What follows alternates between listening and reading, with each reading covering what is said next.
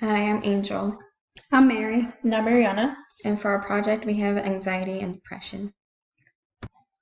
Okay, so for research, we found that anxiety and depression are not the same thing, but they have similar symptoms.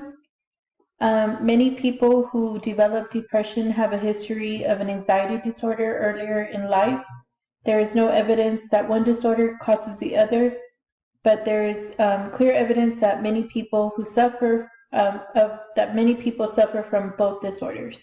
And we found that on the Anxiety and Depression Association of America page. So studies also show that most college students refrain from seeking help because of social stigma. Only 23% would be comfortable with a friend knowing that they were getting help for emotional issues, and students also might not seek help because of the concerns over confidentiality and finances, and fear that accepting they're struggling will mean that they can't lead a productive life. And we found that on the JED Foundation page. So we found this chart on the American Association for Anxiety and Depression. And these are just some statistics. It shows that 40 million of U.S. adults suffer from anxiety disorder, and 75% of them experience their first episode by the age of 22. Also, 30% of college students reported that stress had negatively affected their academic performance.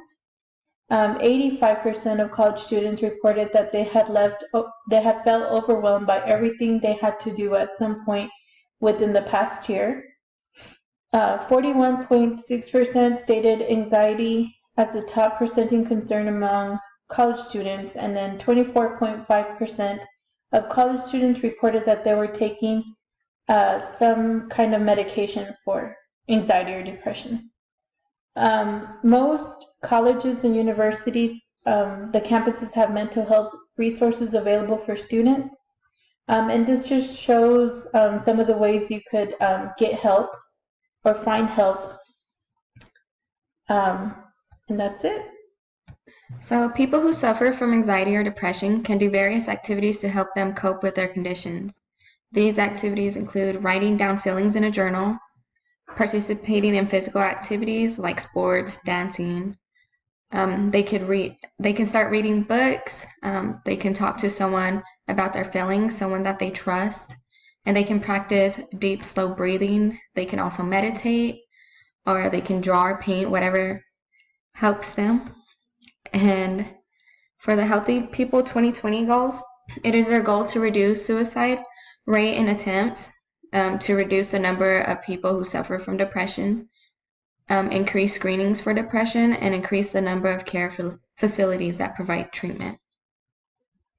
Okay, so some health consequences are insomnia, loss of interest in sexual activity, substance abuse disorder, and suicidal ideation, decreased appetite, weight changes, and frequently crying.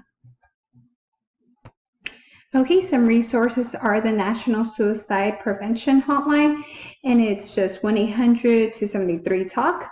They also have it online on .org. There's also a psychiatrist here in Hobbs, and she's a nurse practitioner. And there's also the Guidance Center of Lee Regional, and the Truett Langton is also another provider.